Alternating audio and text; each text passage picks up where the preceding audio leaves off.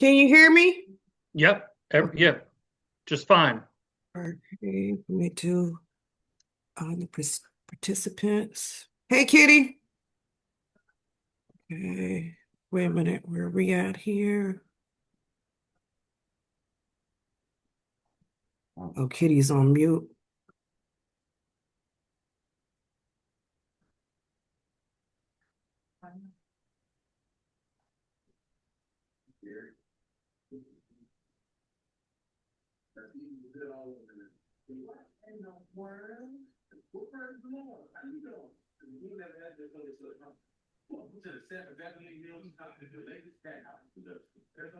Hi, Everett.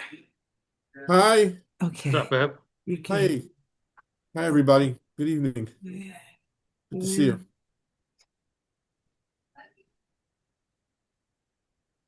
Now, wait till. Yeah, Everett. Genesis. Oh, Genesis coming out.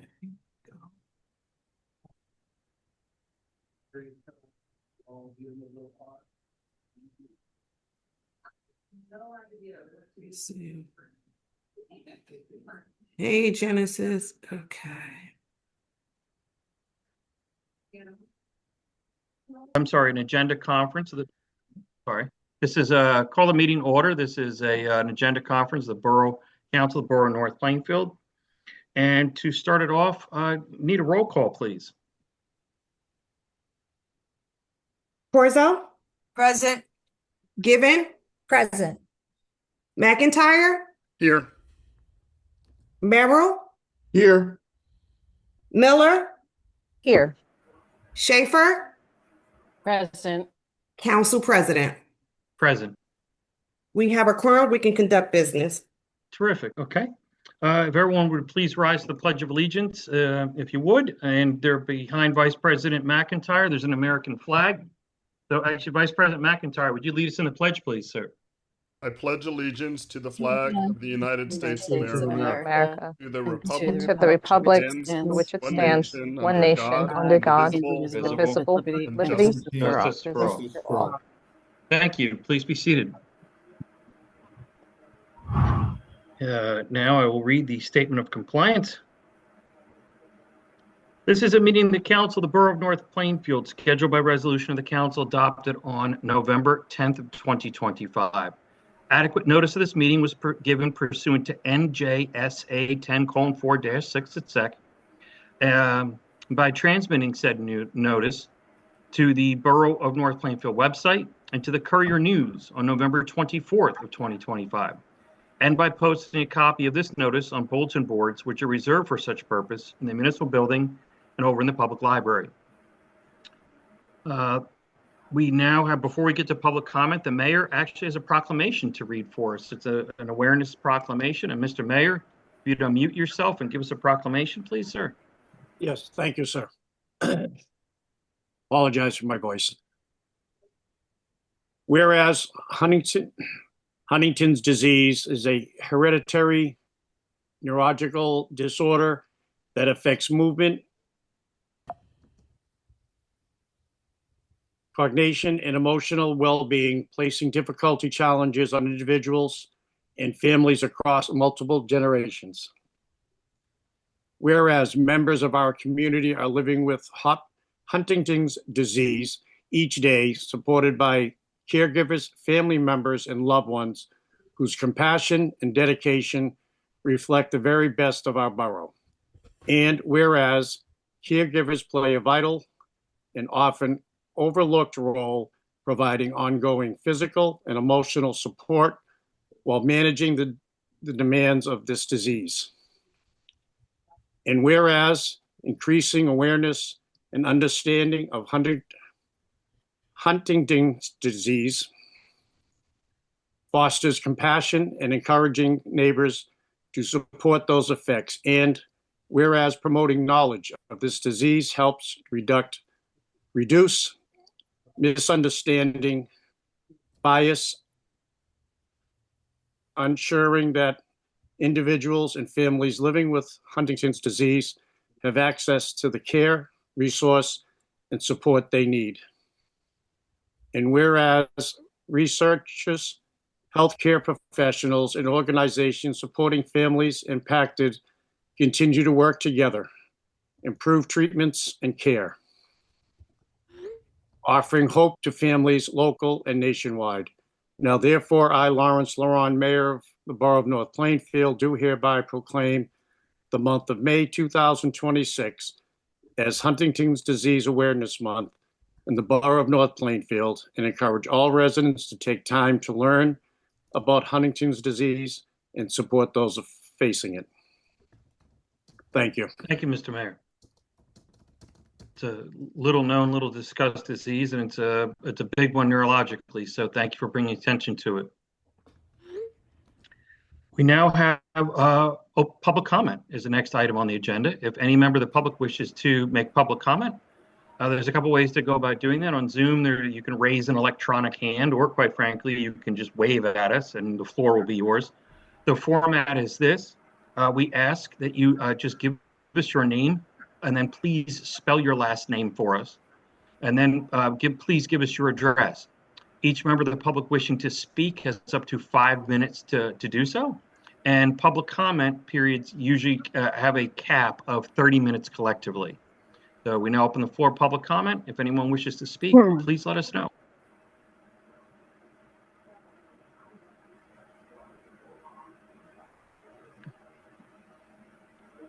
Going once, going twice. Okay, we're going to close the public comment session. There is another one later in the evening, at the end of the second meeting.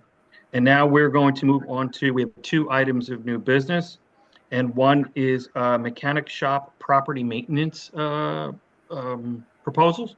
And for that, I'm going to turn it over to, just so everyone knows, Ms. Schaefer has been working on this with Mr. Hack, and we're waiting for some additional feedback from some folks in the administration. But that's why if anyone in the council saying, hey, I haven't seen this yet, because this is in Ms. Schaefer's workshop right now. So after discussion tonight, we'll have a few more ideas and maybe put it on hopefully for first reading the next time we meet, if everyone should agree to do that. Ms. Schaefer, the floor is yours. Okay, thank you, Mr. President.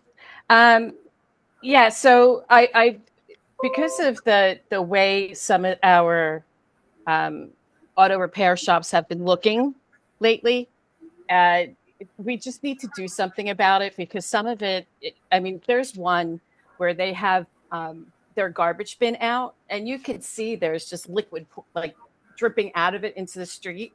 Besides that, I think it could be even a fire hazard. There's this one particular one that if there was a fire in there, I don't even think a fire truck could get in there to contain it.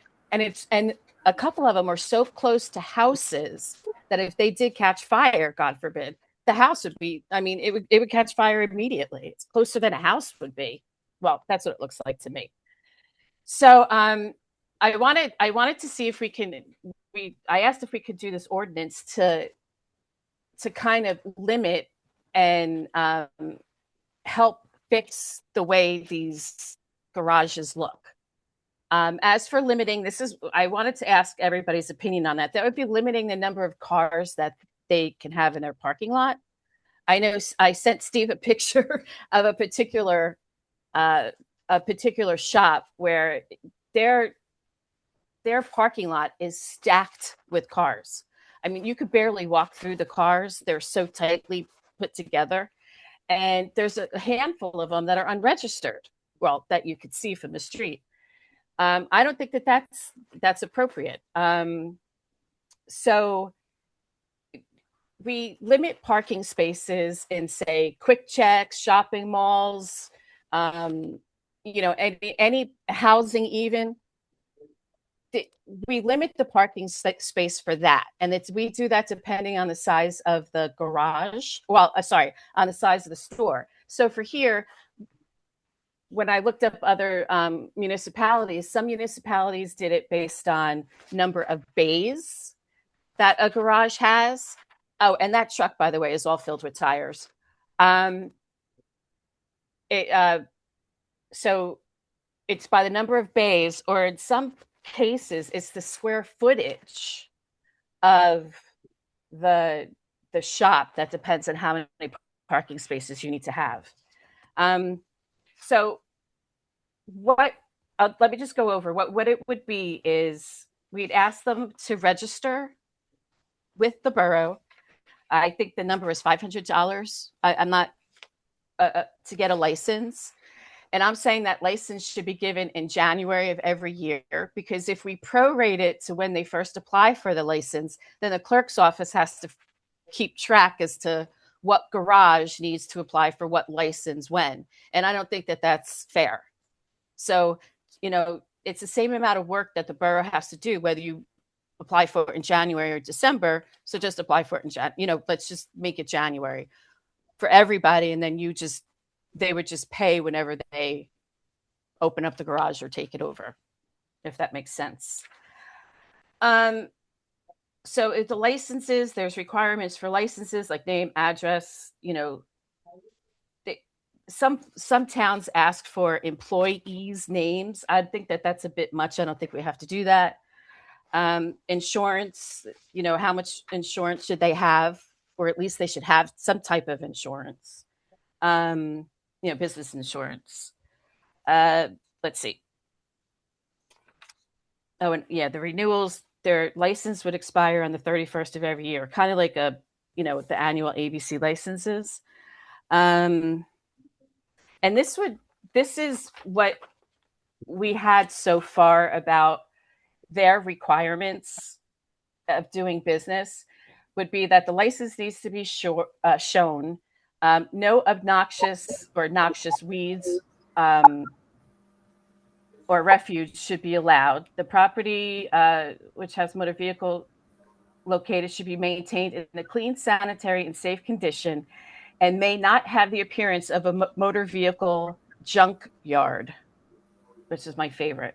And we're questioning about no partially dismantled and inoperable wrecked motor vehicles, tires, or motor vehicle parts shall be parked, stored, or dismantled on the repair premises except as a direct, immediate, and necessary incident at the repair of a motor vehicle. Now, I think that means bringing in the vehicle. I'm not quite sure. I think I was asking Brian what that really meant. But what I would like to add to this, which other places have, is you can limit the outside storage of a car for like 10 days. I'd asked a few mechanics around here, and they had said, yeah, 10 days is enough to you should have a car fixed with like way before 10 days. So having a car stored outside for 10 days would be allowed. No vehicle body frames, tires, batteries should be stored outside. Nothing in the street right away, which some places use. No tractor trailers, box trailers, trucks, or motor vehicles to be used as storage. No vehicles shall be sold, and all garbage has to be kept covered. And then there's just some, I guess, housekeeping stuff like itemized statements of parts and labor used in the repair for motor vehicles, and it talks about secondhand parts. There's also within 24 hours if they get a vehicle that has a bullet hole in it or what is damaged. Let's see, vehicle the gunshot damage is brought to the repair shop. They have to report it to the borough, to the chief. There are suspensions if these things aren't handled. Although I had asked who collects the money, I'm not quite sure. I guess the violation would be given out by by Ken and his folk. Property maintenance, I guess. And they would be allowed to issue the violation, or anybody that the mayor says can do it. So that's it in a nutshell. The three things I wanted people's opinion on is, again, how do we limit the number of parking? How we would like to go about doing that? And I guess insurance. Could we say the minimum amount of insurance they need to have? I don't know. So, Wendy, I just want to make a couple of comments on some of these issues, as Wendy indicated. we're working on this ordinance. I'm waiting for some feedback. I got some from Ken, Dave Testa. It's been sent to Dave Testa as well. We thought that the best way to handle this and address the issues that Wendy's raising is to make it part of your, make it like a licensed business, make it part of your general licensing, part of your code. This way you have some regulatory control over it. I do want to look carefully at the parking issue. I understand what Wendy is saying, and we certainly want to be able to address a situation where people that are operating these businesses are just using the parking spaces to store vehicles that are not operable for extended periods of time. Um, but of course, a business has a certain number of parking spaces that that they are permitted to have when they got their approval or whatever. So if the spaces are being used for customer parking, employee parking, we certainly don't want to restrict those. What we want to restrict is the ability to use spaces beyond what's necessary for customer parking, for employee parking, for storage for some period of time. Of course, you know, you bring a vehicle into a shop is not typically repaired the same day. So there's some period of time where vehicles might have to be there.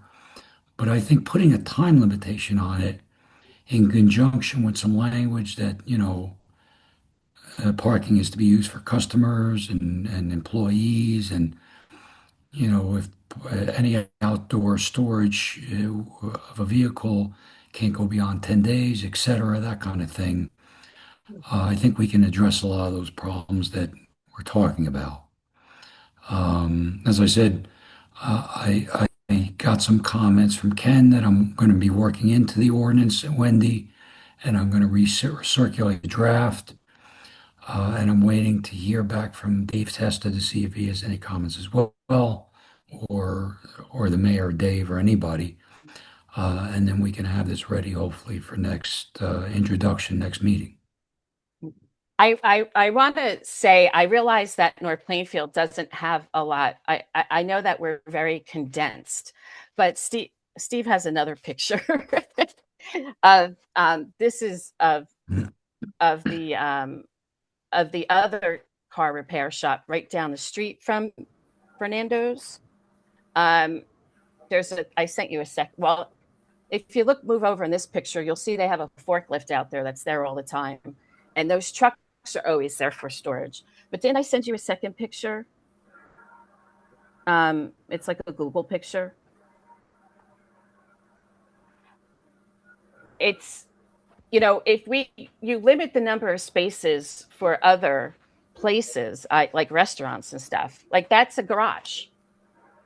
Those cars are there all the time. They've been there for years. Well, not years, but weeks, months.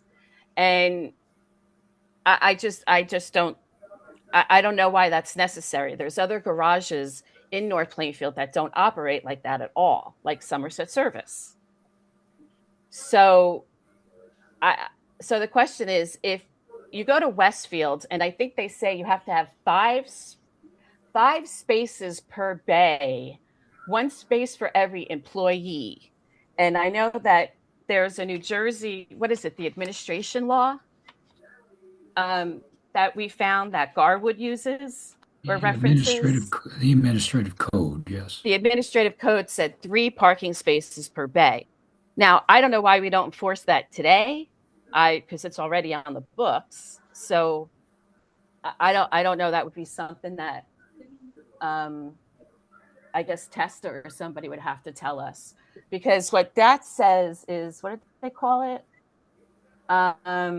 New Jersey Admin Code 196658, and it says automobile service stations and gas stations, convenience center, fueling stations, 3 spaces for each service stall and 1 space for each employee on duty, and or 5 spaces for every 1,000 square feet of gross floor area. So I again, if that's the New Jersey admin code, I mean, we could be enforcing that right now, right? Yeah, yeah. Well, we're gonna we can enforce that. I just wanna That's why I want to speak to Dave Testa as a zoning officer to see if there are any zoning issues relative to the parking, etc. Doesn't But this yes, override that? Doesn't the New Jersey admin code override that? I mean, it's a state statute, right? well, you know, it's a state regulation, Okay. so they're not necessarily preempted by that. But we'll take a look at that. Because again, Garwood uses it, Westfield uses it, Westville, wherever that is, uses it. There's a couple other places that use this language in their ordinance. And Okay. if North Plainfield doesn't, I'd be interested in why we're not allowed to. Because I know there's a bunch of ordinances we're not allowed to do for some reason. I don't know, because we're North Plainfield. I don't know. But yeah, because that's one of the most important parts. Again, this has a lot to do with safety. If that first garage caught on fire, I think that on the other where their box truck was is holding all the tires. If that tire been caught on fire, that house right behind it would be up in flames in minutes. In minutes. It's a shame, and they spill all kinds of oil and engine gook and on their property, and it floats down to our streets and our rivers and our waterways. We have to clean it up. We have to do some kind of diligence. So that's the ordinance. I wanted to piggyback on some stuff that Ms. Schaefer mentioned. So, I mean, I know we're gonna have to split some hairs here because, I mean, I don't want to take away somebody's ability to do business. However, Wendy's really brought up some really good, very good points about what some of these places have ended up looking like over the years. I'm not going to mention names of the shops for good or for ill, but some of these places have ended up looking, and I think the phrase that was used, and it's very appropriate. Unfortunately, they've ended up looking like junkyards. I think other ones have ended up looking like, or are actually even being used as used car lots. I don't necessarily think that that's appropriate. Um, and you may or may not realize, correct me if I'm wrong, Mr. Hack or Wendy, but several months ago, we passed an ordinance about leaving trailers in the street. A lot of times construction companies will come and rehab somebody's house, so they put an addition on, and they would just leave the supply trailer in the street. It wasn't just for that. One of these places was parking a trailer on the street, on the side street of a shop, and using that, I guess, presumably to store, I think it was used tires, maybe even new tires. But as you heard Schaefer say, first off, it's not okay to park that stuff in the street. And now it's actually not okay to park that in the street in North Plainfield and leave it, because we had taken a step to combat that. And most of us probably didn't realize that that was tied into not just contractors working on houses or landscapers or people doing paver patios, but some of that was tied into the way mechanic shops were operating in town. It's not acceptable to do that. It's a safety hazard for vehicles traveling on the streets. It's a fire hazard. So there's lots of reasons why we're exploring doing this. Again, just the aesthetics of it and the safety and environmental aspect of this. And again, we've already taken a step to allowing the police department and the property maintenance department crack down on behaviors like this. And most of us probably weren't even aware that we were taking a step towards correcting or ameliorating some of the situations that Ms. Schaefer ended up talking about tonight. So I'd like to continue with those steps and allow the town to really crack down on this. There are some shops that have never been a problem and have been great business owners in town. They've looked great. You go in the shop, you could probably eat off the floor in those shops, and they don't accumulate frames and suspension systems and tires, new and used, outside their shops. They've just been great businesses and business owners in town. And then, unfortunately, the flip side to that coin is we have business owners who are not being exemplary in any way, shape, or form. And we need to encourage them to be more exemplary. for a variety of reasons. Again, aesthetics and environmental and safety and health issues. So I'm very, very supportive. I'm very grateful Ms. Schaefer started working on this with Mr. Hack. And I know we need some more feedback, but I'll turn it over to you, Ms. Schaefer, to the council. For right now, anyone has questions or comments for Ms. Schaefer, you can also get to her sometime in the next few weeks as we, or directly to Mr. Hack, or through Ms. Schaefer, of course. Before this goes on for another discussion and potentially first reading, there's still some time. But if anyone wants to say anything tonight from the council, I'm all ears. Mr. Merrill? Oh, thanks, Skip, and thank you, Wendy. No problem. Two quick questions. One is, do we have any idea how many of these shops are in the borough? And two, would this include auto body shops as well as, mechanics? Ms. Schaefer, Mr. Hack? Oh, that's an interesting point, Everett, that Ken actually raised. He asked me in one of his comments, is this applying only to repair shops or also auto body shops? Now, auto body shops are already regulated, so I'm not certain that we want to have this cover auto body shops. But that is a good point, and that is something that Ken raised as well. So I do want to talk about that. My feeling is, and I want to speak to Ken about it a little bit, is that probably we don't want to address the auto body shops in this ordinance. And it doesn't appear that the auto body shops are the ones that are causing the problem. It's the repair shops, right? So. When about the number, I know there's Cartopia on Route 22. I think that's a repair shop. There's Sunoco on Somerset Street. There's Somerset Service. There's Fernando's. There's the one that's down the street from Fernando's. And I'm sorry, I don't know the name of it. And then there's another tire place that's on the following block. And that guy actually, he's like Somerset Service. It's like, it's fine. Immaculate. Yes. So those are the only ones I know of right now. Well, there's the old, and I don't know what the name is now, but the old F&M Tire on Route 22 as well. I don't know where that is. That's so you know where Dante Plaza is? Uh-huh. So F&M is like across the highway from, it's kind of near the Chinese, the Asian food market. It's F&M is a mechanic shop. It's been in town for many, many years. That's where my father actually used to bring his vehicles when he was alive. And they are almost kind of sort of near the old Sippersteins. They're next to Sippersteins. Oh, yes. Yeah. You're right. That place too. And they have a lot of cars in the back. They have a lot. Yeah. They have a big property though. Yes, they do. But yes, I mean the potential for problems still remains. But I think to answer Mr. Well, I mean, leaks and if they start accumulating, vehicles. I mean, even if you can't see the vehicles behind the shop, it could still be problematic for the borough. So I don't want to ignore them. Right. No. I also know that auto body shops, and I only know this from experience. I know that they are highly regulated by the state and the DEP, right? Department of Environmental Protections. Like you have to account for every single ounce of paint and where it goes and the boots and the air regulations and all that. That's already taken care of, right? But just as long as they don't have a junkyard appearance. And do we have any in town? Auto body? Any auto body? There's, I know we do in Plainfield. Auto Rebuilder behind Quick Check. Yeah, that's right. That's right. Yeah. Yep. And you're absolutely right. And they have a parking lot. Yep. I think there's a second one, well, I'm not sure. Over by Chatham, or at least there used to be. I think we have two in town. Okay. I think. Okay.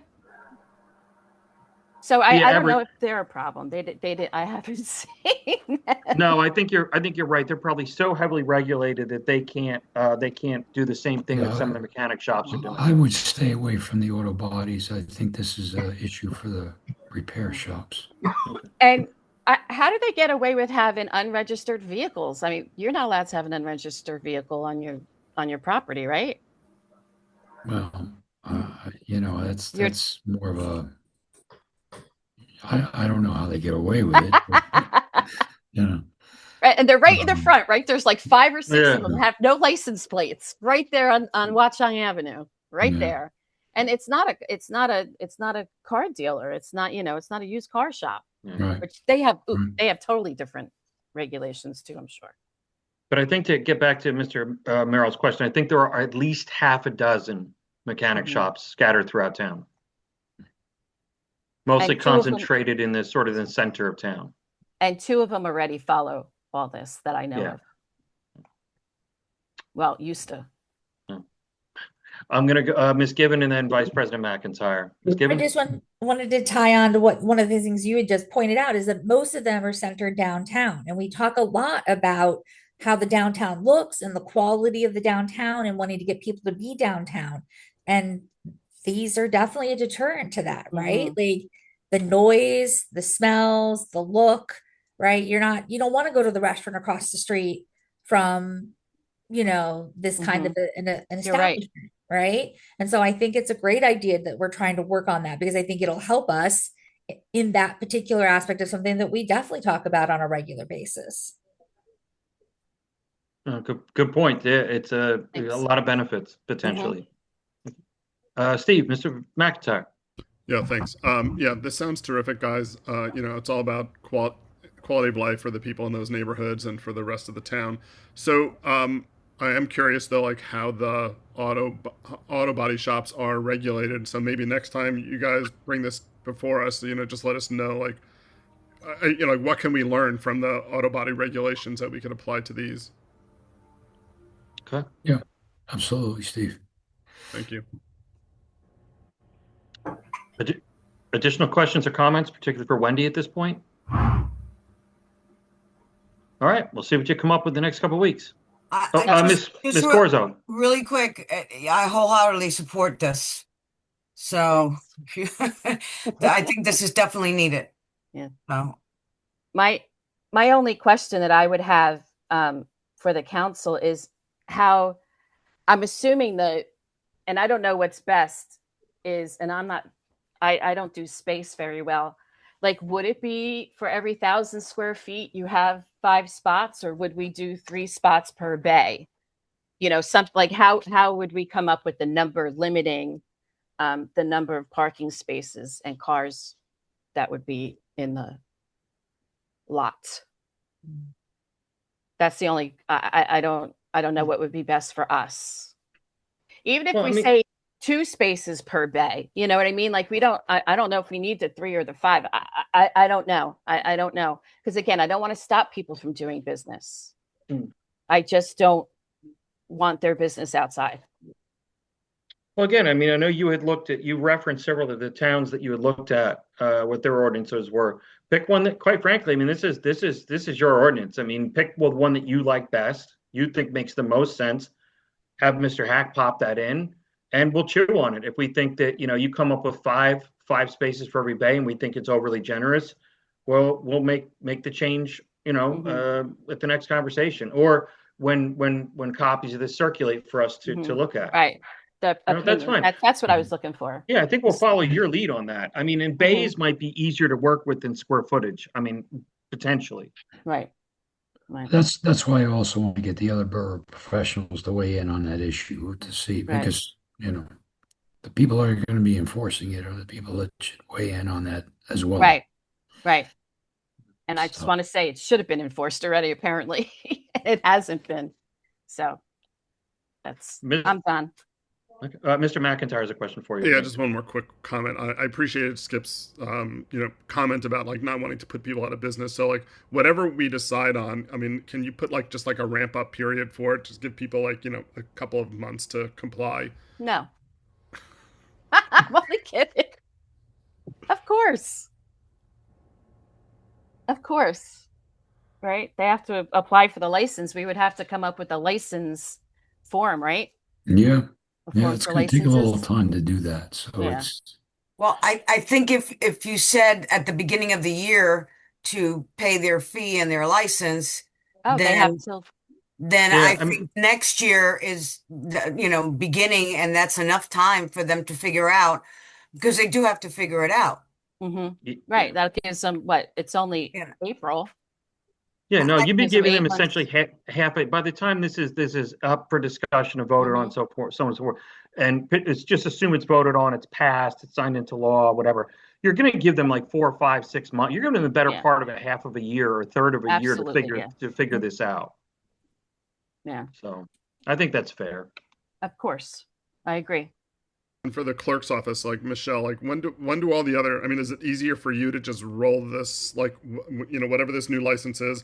Is it easier for you to like have that be the same expiration date or renewal date as all the others, or is it better if you like staggered it by a month or so just to spread out your workload? Like that's just for you to decide. Okay, thank you. Yeah, I figured just one date, like January. Well, like all the liquor licenses are what is it, June into July? The auto dealerships are May into June, all of them. So this would make sense to keep them all on the same calendar as well. Yes. The liquor license, the motor vehicle sales are all the same. They expire the same dates. Yeah. Oh, okay, good. Thank you. Anything else for Ms. Schaefer at this point? All right, Wendy, thanks very much for all that. Thank you. Thanks for support. Not at all. Not at all. Brian? Sorry. No, go ahead. Brian? Anything else? Yep. Did you have a question? Oh, no. Okay, I saw your hand move, so I thought you did. Sorry. No. Item number 2, discussion and support of the Immigrants Proclamation, which will be later this evening. And for that, turn it over to Ms. Gibbon. Hey, everybody. So I just wanted to just do a little bit of like an overview of how we got to the point where we are now with this. With the diverse population that we have in town, the ICE activity, the DHS activity has really had an impact on people in our town, people who are being impacted, people who are afraid of being impacted. And so we wanted to do something. We've been talking a little bit. I've been talking with a couple of people about a way to kind of show our support for immigrants. We passed the previous resolution, and this one is a similar idea, but this one focuses specifically on ICE and DHS and takes a look at like some of the things that we are the best practices for how to handle these situations. We're not saying that they shouldn't be doing their job and that they shouldn't be taking care of what needs to be taken care of, but that they should be doing it in the most ethical way possible. And so the list of items that are on this resolution are just kind of a bulleted list of kind of those best practices things. And just kind of to quickly go through it, just cease the use of masks, right? Have a standardized uniform so that people know what they're dealing with. To display their agency, their ID number, the last name on their uniforms, again, so people know who they're dealing with, so they can follow up on it later. To use body worn and vehicle cameras so that there is some kind of record of the events that are happening. To cease stops, question and searches is based solely on an individual's presence, location, occupation, their language, their accent, right? Those things that seem to be those things where we've seen them pull people and stop them in the street. To always obtain the warrant, to be on the facilities correctly, to adopt a reasonable use of force so that people aren't being hurt and having other problems because of the process of what's going on, to take into consideration state and local jurisdiction and according to the investigations that are happening, to ensure that all detainees have access to legal assistance, and to require that all the facilities meet local health and safety standards. And again, a lot of these things are things that are in place in language, but not in actual carry through. And so we kind of just wanted to come up with a piece that would kind of reiterate the fact that we support our community in making sure that they're getting the fair approach to all of these things that are happening. And you can see on the resolution that this is the language came from the United States Conference of Mayors, which is a nonpartisan group. And so it's something that is really trying to be fair and reasonable, but kind of talk about across the board handling these kinds of situations. So we put it on the agenda conference because we wanted to make sure you guys had a chance to see it, ask questions, talk about the language. Other towns in the area have had similar things on their agendas. And we just wanted to make sure that we were kind of sending the information out and supporting the immigrants in our town and making sure that they're getting a fair shake. Excellent. Well said. Questions or comments from Ms. Gibbon from council members? I'll just say that I mean, I'm especially proud to support this proclamation and resolution, because it's like it just seems very fair. It's not making any judgments about in any way about pro or con, like the legality of immigration. It's not making any it's not condoning any illegal activity by anybody. All it's doing is just asking that the enforcement actions follow the same guidelines of respect that our own police department has to follow. Yeah. So I think it's very well written. Thank you, Suzette, for bringing it to us. Thank you. This is superb, superb. Additional questions or comments from the council? All right. Well, we'll see this on very shortly then. Thanks, Ms. Gibbon. Thank you. We have no old business to report. So reports of boards, committees, and commissions. I'll start with Ms. Schaefer. Anything from you? No. Sorry. Okay. I have a list of things. I'm like, oh, nope. Okay. Okay. Back to you, Ms. Gibbon. Nothing at this time. Thank you. Okay. Mr. McIntyre. Nothing from me. Thanks. Ms. Corzo. Nothing today, thank you. All right. Ms. Miller. Nothing at this time, thank you. Okay. And Mr. Merrill. I'll break the streak, Skip. From Parks and Recreation, the construction has begun. I think we're 2 or 3 weeks into it on the pickleball courts and basketball court that I spoke of a couple of weeks ago at the park. Nice. Oh, cool. Nice. And I think you've spoken of it before, so please forgive me. What is it? Is there a projected kind of sort of opening date for that? June, July, May, August? Yeah, good question. Let me see if I can get that from Dennis. Okay. Give you guys a timeline. Cool. All right. Excellent. Thank you. You're welcome. I think that's it for reports of boards, committees, and committees. Before we adjourn, Mr. Mirren, I don't know if you were here for the Huntington's disease proclamation. I was not. Unfortunately, I did not read Mrs. Miller's email to me closely enough to and know how to find the correct document that told me that tonight was going to be Zoom. So I was spending time in the Borough Hall for a while. Oh, no. Oh, we're so sorry. Well, I just want you to know that to open the meeting, basically after we took attendance, the mayor read the proclamation into the public record. Oh, wonderful. So, And Mr. Mayor, I don't know if you've recorded this Zoom? Yes, as a matter of fact, yes, we have. So who should I contact to see about getting a copy of the recording? Well, first off, the mayor's office can probably provide you with sort of a ceremonial paper copy, something nice and on borough letterhead. Yep. Mr. Mayor, I'll let you speak to that in a minute if you need to. And then, but to get a digital, a video copy of this, you'll contact Ms. Michelle Irby Gary. She is our borough. She's waving at you right now. She's our acting borough clerk. Okay. And do you want to call her by phone for that? Sure. Okay. So the phone number there for her. Let me know when you're ready. I am ready.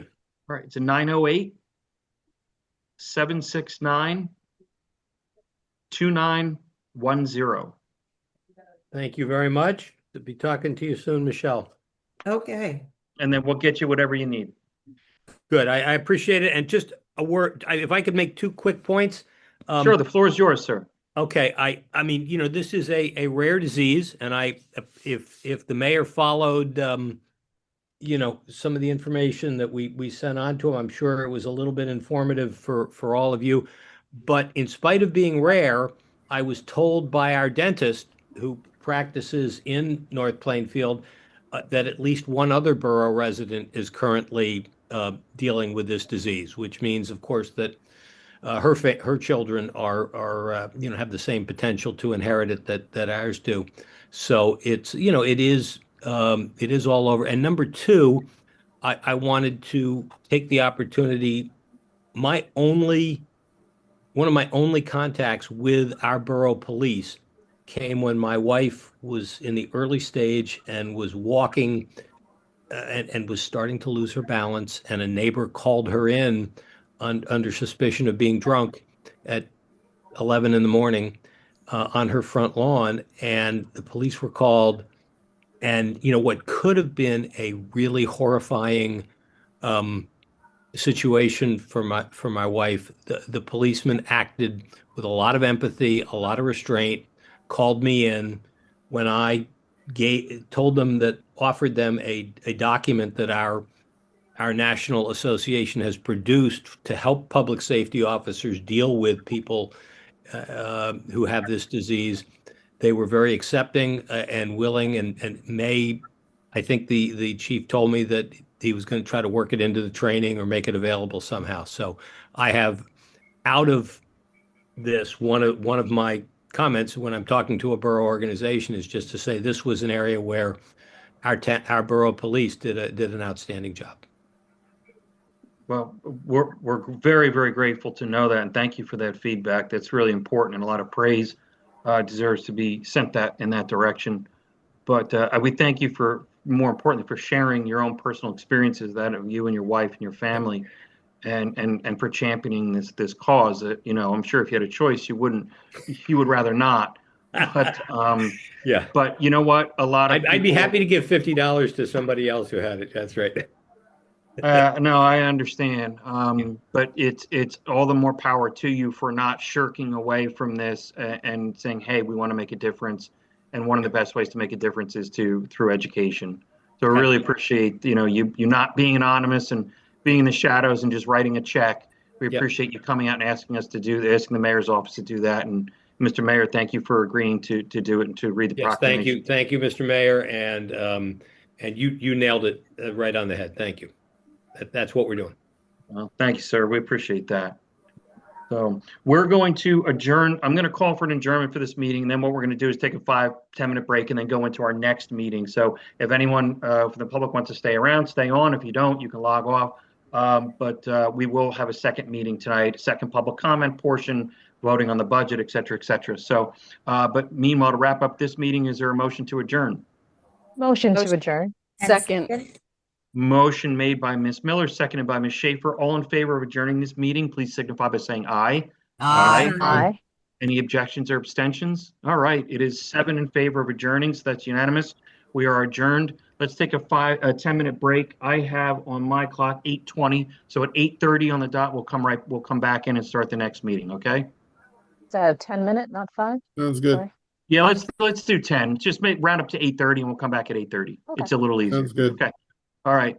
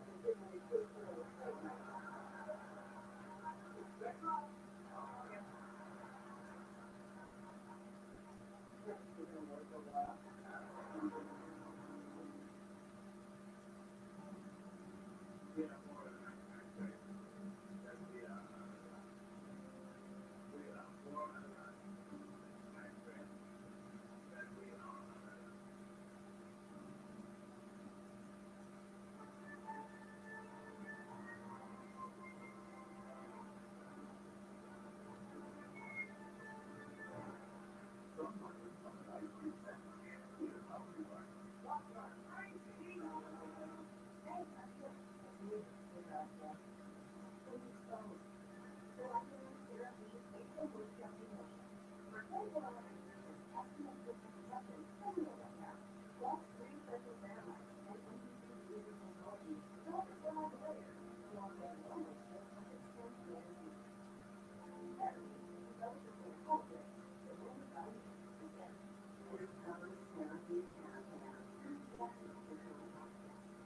my God. Never get to see the back of my hair.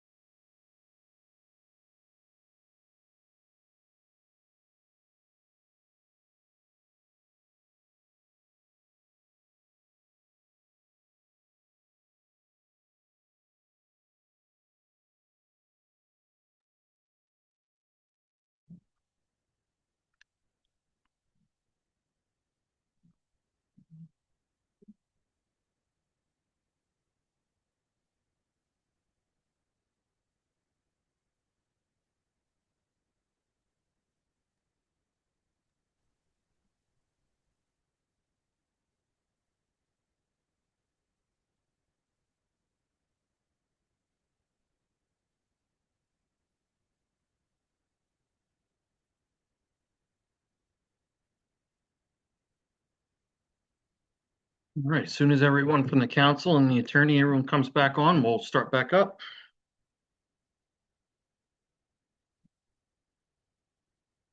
I think we're just waiting for Everett. And there he is.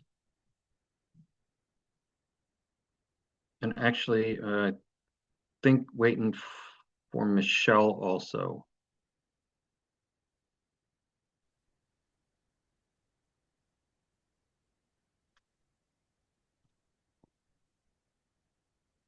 Because I will need her to do the roll call. Okay, awesome. Eric, get him my glasses. It's in a bed. Which? Very close. Top. Oh. Okay. Sorry, I had to get my glasses. No problem. Hey, I understand that. I understand that all too well. Okay. All right. I think everybody's here, right? So yeah, let's start with a roll call, and then we'll do a statement of compliance. Corzo, Present. Given, Present. VP McIntyre, Here. Merrill, Here. Miller, Here. Schaefer, Present. Council President. Present. We can conduct business, continue to conduct business. All right. And just so everyone knows, again, this is our second half of the evening. It's our second meetings. This is our regular meeting. This is where we vote on stuff. And the statement of compliance is the same as before, but this is a meeting of the Council of the Borough of North Plainfield scheduled by resolution of the Council adopted on November 10th, 2025. Adequate notice of this meeting was given pursuant to NJSA 10:4-6 et sec, and by transmitting said notice to the Borough of North Plainfield website and to the Courier News on November 24th of 2025, and by posting a copy of this notice on the bulletin boards which are reserved for that purpose in the municipal building and in the public library. First item for us to vote on is approval of council meeting minutes, and that is for the last time we met, and that was the regular meeting of March 23rd. May we have a roll call on those meeting minutes, please? Okay. Corzo? Yes. Given? Yes. McIntyre? Yes. Merrill? Yes. Miller? Yes. Schaefer? Yes. Council President? Yes. I have a unanimous vote on Excellent. the Thank you. approval of the minutes. Terrific. Thank you. And now we have, I believe Ms. Corzo reads first, and then after the roll call, the acting clerk will read by its title. Ms. Corzo, you have the adoption of the 2026 budget resolution. Yes. Floor is yours. Resolution number 04-21-25-01, Borough of North Plainfield, County of Somerset, State of New Jersey. Be it resolved by the Council of the Borough of North Plainfield pursuant to NJSA 40A:4-8 that the approved 2026 municipal budget of the Borough of North Plainfield be read by its title, and be it further resolved that it is in determination of the council that a complete copy of the approved budget as aforesaid has been made available for public inspection at the North Plainfield Memorial Library and the Somerset County Library at least 1 week prior to today's date, and that a copy of said budget has been made available to each person requesting the same during said week and during this public hearing. I so move. Second. That is great. The 2026 budget resolution is moved by Ms. Corzo and seconded by Ms. Schaefer. May we have a roll call on that, please? Corzo? Yes. Given? Yes. McIntyre? Yes. Merrill? Yes. Miller? Yes. Schaefer? Yes. Council President? Yes. We have a unanimous vote. Thank you. And when you're ready, we'll take a reading of the title, please. Municipal budget of the Borough of North Plainfield, County of Somerset for the fiscal year 2026. Excellent. Thank you. And now we open the floor to a public hearing regarding the budget. The format for the public hearing is similar to public comment, but a little different.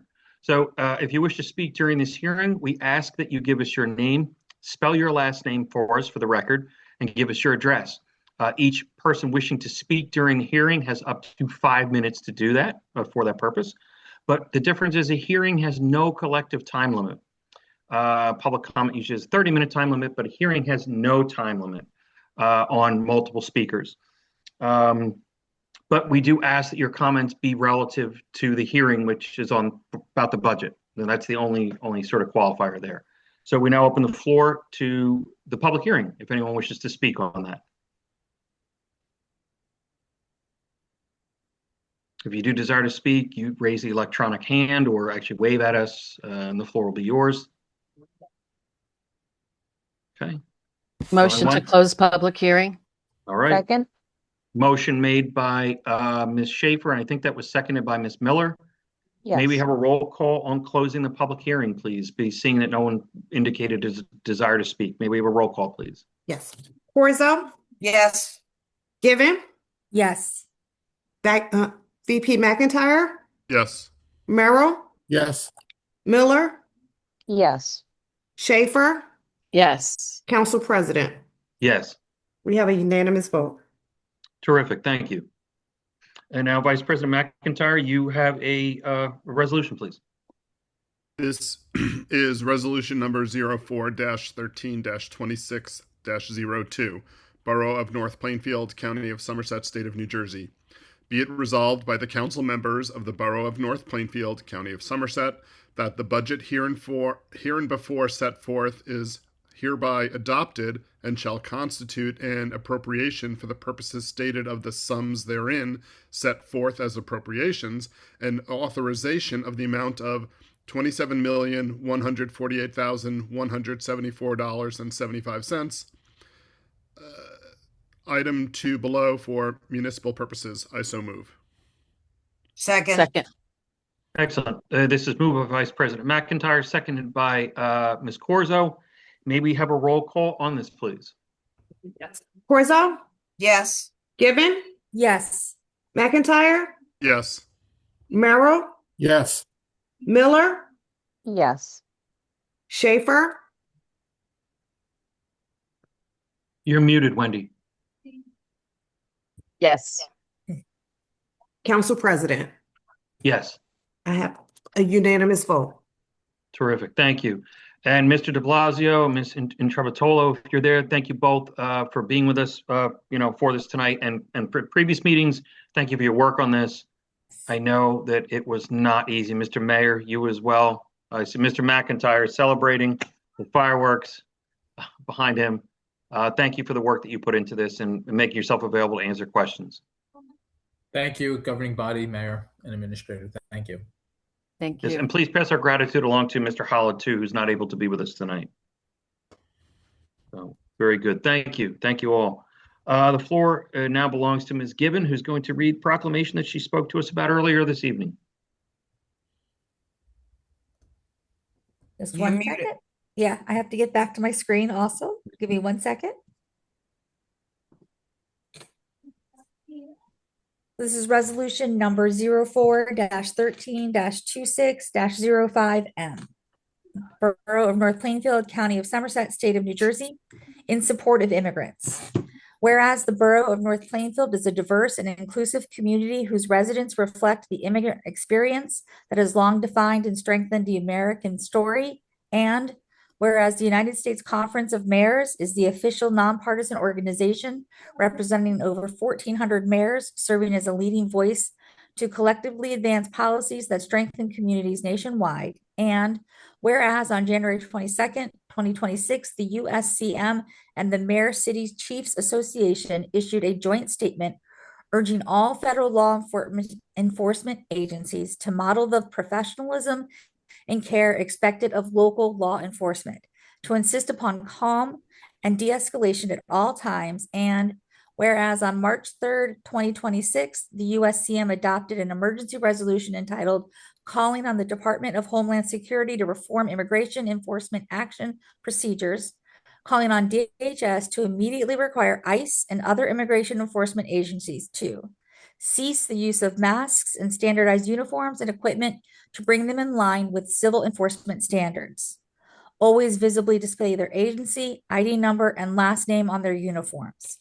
Use body-worn and vehicle cameras when interacting with the public, with mandatory storage of all recorded footage.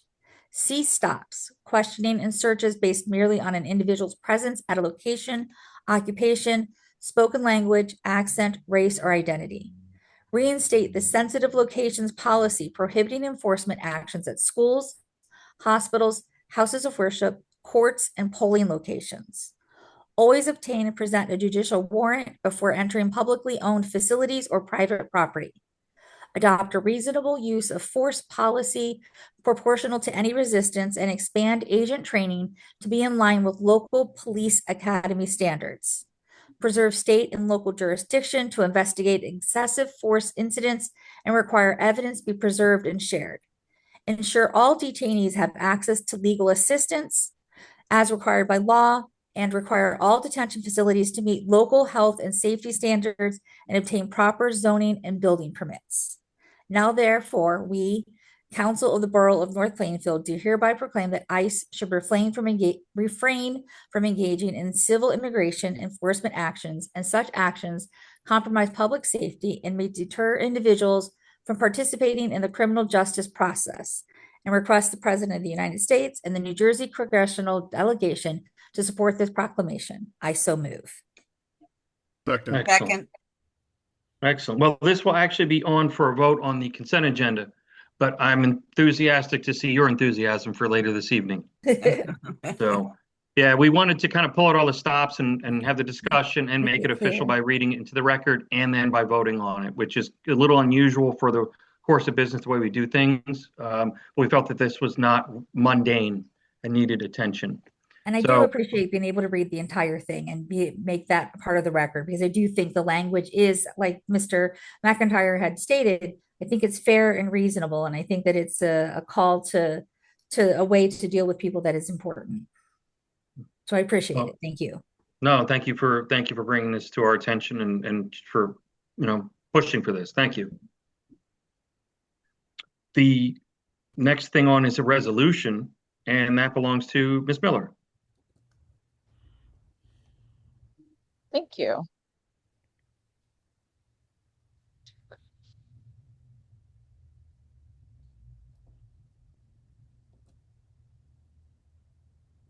This is resolution number 04-13-26-03, Borough of North Plainfield, County of Somerset, State of New Jersey. Be it resolved by the Borough Council of North Plainfield that an ordinance number 26-05 be read by its title by the Borough Clerk and be passed on its reading and advertised as required by statute, fixing April 27th, 2026 at 7:30 p.m. or as soon thereafter as the matter can be heard, as the time and the North Plainfield Council Chambers, 263 Somerset Street, North Plainfield, New Jersey, or Zoom, as the place for hearing and final adoption. I so move. Second. Thank you. Item is moved by Ms. Miller, seconded by Ms. Schaefer. May we have a roll call on, 2605? 03. Corzo, Yes. Given, Yes. McIntyre, Yes. Merrill, Yes. Miller, Yes. Schaefer, Yes. Council President. Yes. I have a unanimous vote. Great, thank you. And when you get a chance, we'll take a reading the title, please. Introduction of ordinance number 26-05. An ordinance to amend, revise, and supplement Chapter 7 of the Borough Code entitled Traffic, most notably Section 7-115.1, entitled Handicap Parking on Street, and Chapter 7A of the Borough Code entitled Traffic Schedules, most notably Schedule 21, entitled Handicap Parking. Great, thank you for that. And the next resolution, Mr. Merrill, it's yours, sir. Thank you, Mr. President. This is resolution number 04-13-26-04, the Borough of North Plainfield, the County of Somerset, the State of New Jersey. Be it resolved by the Borough Council of North Plainfield that an ordinance number 26-06 be read by its title by the Borough Clerk and be passed on its first reading and advertised as required by statute, fixing April 27, 2026 at 7:30 p.m. or as soon thereafter as the matter can be heard, as the time, and the North Plainfield Council Chambers, which is 263 Somerset Street, North Plainfield, New Jersey, or via Zoom as the place for hearing and final adoption. I so move. Second. This item is moved by Mr. Merrill, seconded by Ms. Miller. May we have a roll call, please? Corzo, Yes. Given, Yes. McIntyre, Yes. Merrill, Yes. Miller, Yes. Schaefer, Yes. Council President. Yes. We have a unanimous vote. Good, thank you. And when you're ready, we'll take a reading the title, please. Introduction of ordinance number 26-06, an ordinance to amend, revise, and supplement Chapter 7 of the Borough Code entitled Traffic, most notably Section 7-6.2, entitled Stop Intersections, and Section 7-6.3, entitled Yield Intersections in Chapter 7 of the Borough Code, entitled Traffic Schedules, most notably Schedule 9, entitled Stop Intersections, and Schedule X, entitled Yield Intersections. Great, thank you. And this brings us now to the consent agenda. All matters listed on the consent agenda are considered to be routine in nature and will be approved by one motion. There will be no separate discussion of these items. If any discussion is desired by council, that particular item will be then removed from the consent agenda and will be considered separately. Does any council member have any questions regarding any item on the consent agenda? Does any council member wish to remove any item from the consent agenda? Okay. Yes. Yeah, Ms. Miller, yes. I would like to move item H from the consent agenda and hold out for a separate vote. All right, that is the item authorizing the agreement with the Plainfield Area Regional Sewerage Authority. Excellent. Correct. Okay. Anything else from anyone else? Okay. So in that case, then this is on you. So you'll read, once through without H and then the second time. So when you're ready, it's yours, please. Thank you. Resolution number 04-13-26-05, Borough of North Plainfield, County of Somerset, State of New Jersey. Be it resolved by the Council of the Borough of North Plainfield that resolutions number 04-13-26-05 A through, I'm sorry. G. All right. G. I knew I was going to do that. A through Hey, G. it had to be the one right in the middle, right? Okay. I have to, do I have to start over? No, that's all right. So Oh, A okay. through G, and then I through M. I through M, having been placed on the consent agenda, and there having been no objection thereto, the same are hereby approved. I so move. Second. This is moved by, again, without item H, moved by Ms. Miller, seconded by Vice President McIntyre. And may we have a roll call on those particular items, please? Corzo? Yes. Given? Yes. McIntyre? Yes. Merrill? Yes. Miller? Yes. Schaefer? Yes. Council President? Yes. Okay, I have a unanimous vote from A through G through I through M. Excellent. Thank you. All right. This one should be inversely easier, I think, right? I hope so. Resolution number 04-13-26-05, Borough of North Plainfield, County of Somerset, State of New Jersey. Be it resolved by the Council of the Borough of North Plainfield that a resolution number 04-13-26-05H, having been placed on the consent agenda and there having been no objection thereto, the same are hereby approved. I so move. Second. Item H is moved by Ms. Miller, seconded by Ms. Corzo. May we have a roll call on item H, please? Corzo? Yes. Given? Yes. McIntyre? Yes. Merrill? Yes. Miller? So I wish to recuse myself from this item. So I may have done that backwards. Should I have recused and not move? I'm recusing myself from a vote on this Well, item. I think actually then in that case it would be, I think it's okay to just abstain, right? In Yeah, lieu of recusing yeah. yourself. Yeah. Mhm. Schaefer? So, I just want to go home. I just want to go, Ms. Miller. So your vote is to abstain, yes? Recusing. Okay, To Excellent. recuse. thank you. Schaefer? Yes. Council President? Yes, Okay, I have 6 ayes and 1 abstain. excellent. Thank you. Thank you. If you have a copy of the agenda, and by the way, I also wanted to thank Genesis. She was able to, I think Genesis and Michelle, they talked with Joe, as for Colas, and they were able to get into the group chat the agenda for anyone who wanted to follow. Then I should have announced it earlier on so that the 2 audience members weren't flying blind. But I wanted to thank particularly Genesis for that, and also to proof in the pudding that sometimes when residents make suggestions, we can make those technical changes happen. So if anyone happens to know Mr. Miller, please thank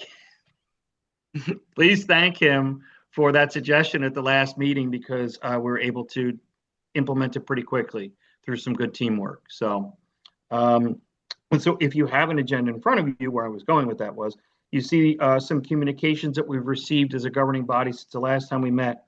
One communication is even from the borough. It's property maintenance report from the first quarter of this year. And then here's the part where I ask council members to, if you have not asked me for agenda items, if it's something you haven't already asked for already, and you don't have to come up with it tonight, you can always come up with it at a later date, email, whatever, let me know, or the administration, same doors open for the administration. Is there any request for agenda items this evening? Okay, all right. If you want to shoot me an email, come up with an idea later, let me know. And that now brings us to public comment, the second and final public comment portion for the evening. And the format is this: if any member of the public wishes to speak, please indicate your desire to do so. And you'll be able then to speak. In the format, please give us your name, spell your last name for us, and please give us your address. Each member of the public wishing to speak has up to 5 minutes for that purpose. And in theory, public comment can last for a collective 30 minutes altogether. So again, public comment.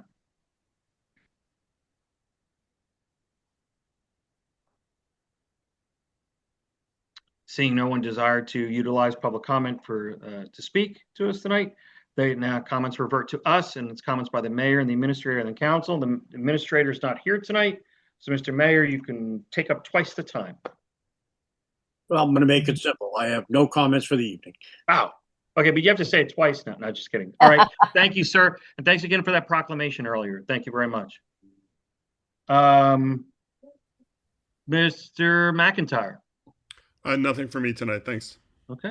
Ms. Schaefer? Yes, I do. And I'm going to apologize that I haven't made any phone calls about this. But I had received phone calls about this and work's been crazy. Mr. Mayor, I'm not asking for answers. I just want to know, could we find out what's going to happen with all the debris and garbage that was dumped when we dumped the snow in our portion of Greenbrook Park? It's already being worked on. Okay. Can you say what we're doing, or is someone just go? I got them evaluating it and looking into what it's going to take to get it cleaned up, and they're supposed to report back to me by the end of the week. Okay. I was asked that by somebody. And in the conversation I've had with him, I know we brought this up before, and I think Councilman McIntyre did too. And is there any way, do we know who owns this pond over here? It's part of Greenbrook Road. It's on our side of the Greenbrook. It's right on West End Avenue. Anybody know what I'm talking about? She said Greenbrook Road. She doesn't mean Greenbrook Road. Oh, sorry. No, sorry. Yes, you know what I mean. West End. West End. Right at the Greenbrook. Right. Is that part of the park that reverted to us when we didn't renew the lease? I don't know. No, I don't nothing to do with that section of the park. Oh, my understanding is that is Union County, but I will get clarification again for you. Yeah, because I was always told everything on this side of Greenbrook is us. So right, but if you look at the sign that's beside it, it does say it's Union County. Yeah, well, so did the other part of the Greenbrook Park that was released to them. So I'm just asking if we could get it formally, like written somewhere, of who owns that, which leads me to any chance that we could figure out who owns what land between Stony Brook and the school, because some of that is owned by Union County, some of it's owned by the Board of Ed, and you can't trust the signs that are back there because they don't make sense. Which school are you talking? No, which school are you talking about? Stony Brook is over on Grove Street. No, the Stony That's the middle Brook. of town. The Stony Brook. Oh, the Stony Brook. I thought you meant the school.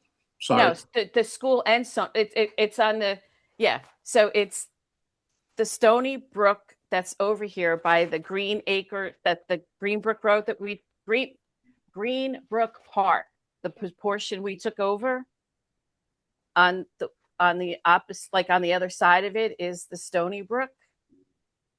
But when you walk back there, some of it says it's Union County. Then there's signs that say Board of Ed. And the Stony Brook goes right through it. And then the other question is, who owns the waterways? Because some people you talk to tell you that the person that owns the property owns half the grounds underneath the water, halfway through the brook. And then other people are like, oh no, that's owned by the county or the state. So can we find any of that out officially, Yes. if you don't mind? And Mr. Mayor, I don't know if this sheds any light or makes it more confusing, but I think Mr. Holland and I had a conversation. It was just a casual conversation, not really related to anything, like a year ago or so. And he had been looking at some of the property maps for whatever reason. And to Ms. Schaefer's point, it looks like a patchwork that there are properties on our side of the Stony Brook, or the Green Brook rather, and Union County actually owns them. So there was that parcel that we didn't renew the lease on, but there's other parcels that apparently, according to these old tax maps or whatever, it looks like Union County owns like this lot, but not this one, but then that one, but not that. And it's Right. this whole weird patchwork. And I know that with the the revow, and I think they're looking at tax maps and stuff now. Maybe some of this stuff will shake out, but it's really Byzantine and very confusing. And then because then it becomes, well, whose responsibility is it to clean Right. stuff up if no one knows who owns what, or well, oh, they owned it, but it was 100 years ago, and it's really, really bizarre. Yeah, Right. the whole land on Parkview Yeah. over at the West End School area, Uh-huh. that whole land on this side of the river is Union County. Yeah, like that's one of the right, and it doesn't make any sense because it's our side, but yet Union County apparently owns a whole swath of it. They own the whole length from is that Clinton Avenue Yeah. right up to the school. That's all Union Wow. County, that stretch. Interesting. Wow. But no, I will have them look at it because, again, we're redoing the tax map. So I'll see if we can get some more information for you, Ms. Schaefer. Any interest in getting it back for whatever reason? I don't know. I don't even know why. No, because from my understanding, they bought that land. Oh, they did. That wasn't part of a 100-year lease, or Okay. we gave it to them. Somehow they got that, and Right. not sure how they got it, but it's technically they own the land. Okay. Is it being maintained? No. When we call it's and just ask them to, brush. Yeah. It's A lot of mo- dead trees in there, but It's Well, mostly it's dead undeveloped. trees. I mean, that's nature. yeah, no, I was just dumping. I meant dead Oh. trees. And then my last question is there any way we could get somebody over to the folks that own the Costco Plaza to fix the fence? There's a whole bunch of, I assume they came down with the storm, but there's a whole bunch of fence sections missing, and it doesn't look very nice. Is it the Costco, the owner of the property? It's not Costco itself. Right. The owner of the Costco Center. I don't know who is it. Begins with a V. I think it's Urban. It used to be Oh. Vornado, but I think it's Urban Yeah, Edge it's Properties. changed owners again. Right, because they're supposed to keep that. And then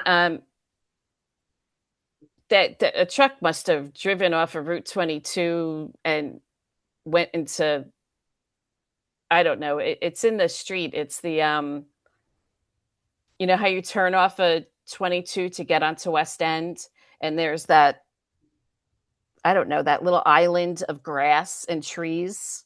Yeah. It looks like a tractor trailer went right through it, put these huge divots in there. Okay. But I don't know I don't know who takes care of that. Well, Is that the state? If in it's theory, it would divider, be- it might be the state property. Mhm. Probably in theory DOT, but good luck. Mhm. Anyway, yeah, it's just the fence. I was traveling down there the other day, and I was like, "What the heck?" And the storms happened quite a bit ago. So We still have a lot of places in town that we're trying to get repaired from that storms. yeah, but this one should be easy. Just knock on the door. Not dealing with government, Ms. Schaefer. Well, no, this is you're dealing with, right? The owner has to fix it, right? No, not if it's. Well, yeah, that piece might be the It's owner. theirs. Yeah, it's theirs that they put up. Right, anything That's else, Ms. Schaefer? No, I'm done. Hopefully I'll remember all this. It's not Ms. bad. Schaefer, thank you. Ms. Gibbon. Nothing at this time. Thank you. All right. Ms. Corzo. Nothing else, thank you. Ms. Miller. Nothing at this time, thank you. Mr. Merrill.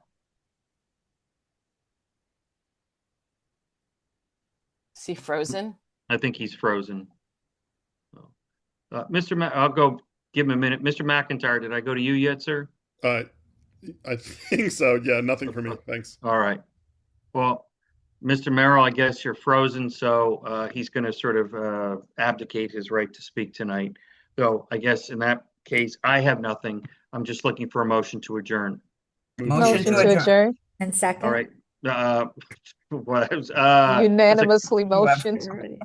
Yeah, so I'll give it to, it's not going to go to Mr. Merrill. I'm going to give it to Mr. McIntyre, made the motion, and it was seconded by Ms. Miller. All in favor of adjourning, please signify by saying aye. Aye.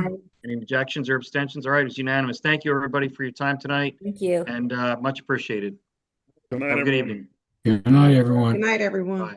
Bye, Brian.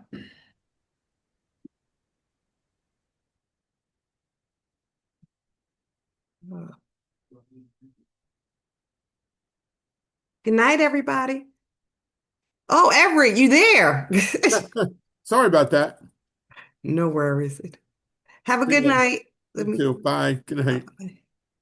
And I don't know who that Ortiz was. See you, Wendy. Wendy frozen. Wendy. I ain't assigned this to Wendy.